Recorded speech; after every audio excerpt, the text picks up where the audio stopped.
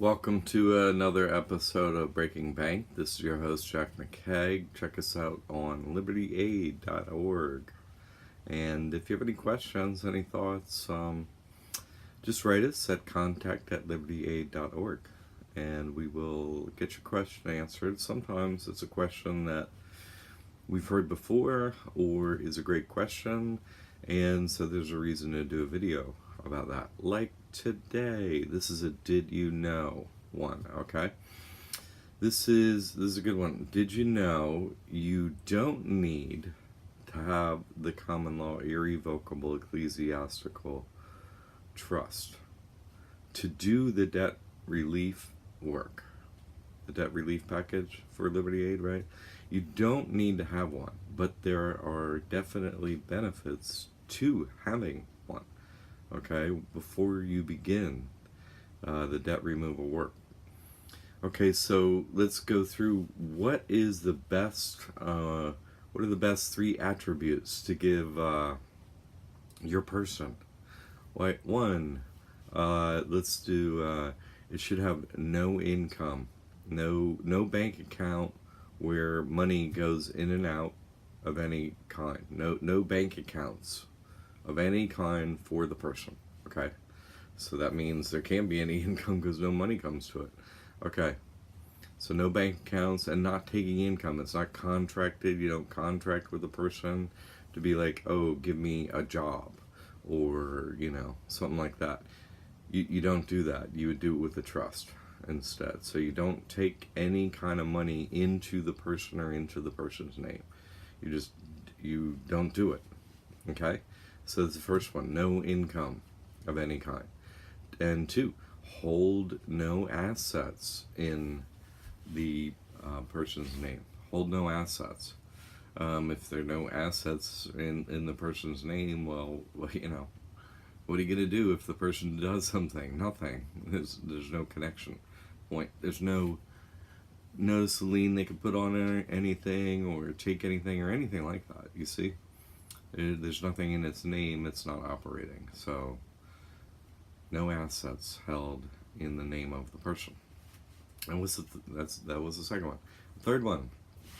Let's do the third attribute your person should have is great credit, stellar credit, super high credit score, lots of credit cards, so many, you kind of forget there's so many, with high limits. You don't really need to use them for anything, but as far as you don't use them to make purchases and so on, or just enough once in a while so this cards stay open, and if there's a deal or whatever, you work because of points or this or that, or it's a great deal, there can be reasons to use those cards, but pretty much you don't. So those are the 3 attributes of the person we want to give it. So if you're fighting about a debt in court, or fighting about a debt that the person is supposed to have this debt, whatever it may be, the debt relief package you're doing, there's nothing to take on their side, and that's why you can do it, sue for free, for example. It's indigent, and it will be legal for you to get a food stamp card, $200 a month, too, because you're not taking income to the person. You don't own the assets in the person. Every number is going to be 0, so you qualify for EBT card. The person does. Your person, you can use the EBT card, but your business called the person would then qualify for that free food money. Great, and that proves it's indigent. Some states, an EBT card can be used as a proof to waive the fees for going to court, which can be useful. Okay, so free court.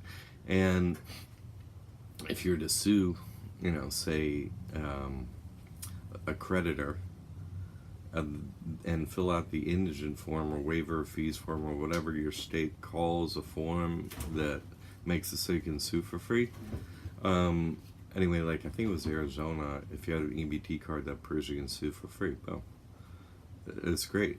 So not only, if you're doing the debt removal, debt relief package, right, that we have, and they see your person has assets or income or something like that, then, well, they might go after that just to mess you up some. But they're, you don't have anything in a person's name to go after, then they're very reluctant to even go after the current debt if they know they're not going to get it anyway, especially if it's not secured, like not a car loan, not a house loan.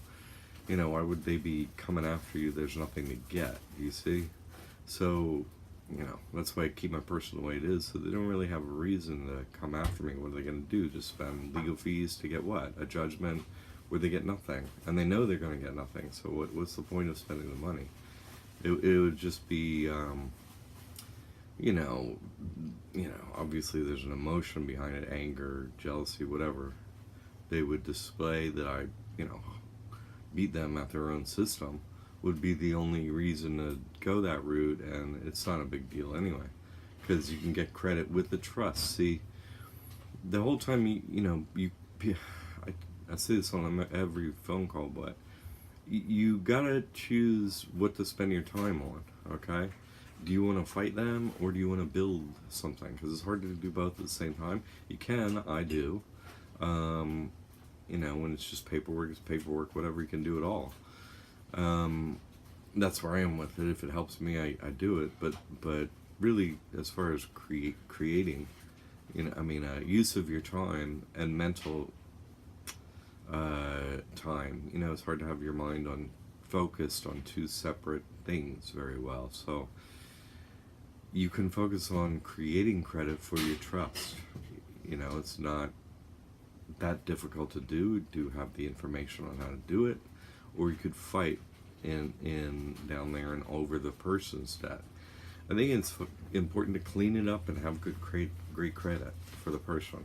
And if it doesn't bother you that much or whatever, get in a court, whatever you have to do, clean it up. But you should be building, have that trust up and then building its credit. So you don't really care about the person's credit anyway. It can be helpful, useful at times to do certain hacks and so on, but not necessary. So, and that's part of the work I wanted to show in this overall work. Hey, I'm gonna go, take all this credit card money and stuff from the person. I'm gonna go fight you, and so on. But nothing can happen by doing, except for money can happen. Money can come into your trust account or whatever. That can happen. That's the worst thing that can happen. I mean, yeah, you have bad credit for your person for a while or whatever. Mine's over 600 right now today with 12, didn't get paid accounts on it, something like that. So there's ways to keep building or whatever. It's not that big of a deal. So, it matters. So I recommend people keep their person clean if they can, because you can hack into more money over there on the creative side with the credit building, okay? But still, this is a reason why you do want, these are reasons why you do want to get a trust before you do the debt removal, but you don't have to. It's not required in any way. It's just, and certainly people in acute situations, it's just a lot of mental ground to cover in a short space of time if they've got a, something acute going on, foreclosure, lawsuit, whatever, you know what I mean? They're not going to pay the bill, they can't pay the bills coming up, something like that. It's acute. They don't have to jump right into the trust and know all that. If they can, if they're an individual to do that, I recommend it. It's a hugely more powerful position to be in when you do this work, okay? It's all important to be signed in God and in a different jurisdiction and a different entity altogether. So it's just, removes all the problems and you start operating clean over there. So I recommend you do that, but it's not necessary, especially in super acute situations. Just go at them with the debt relief work. But if you got a little time, if you, want to do this right from the get-go, get the trust first, then go clean up that person's credit report, great. And you can be building credit for that trust as you go.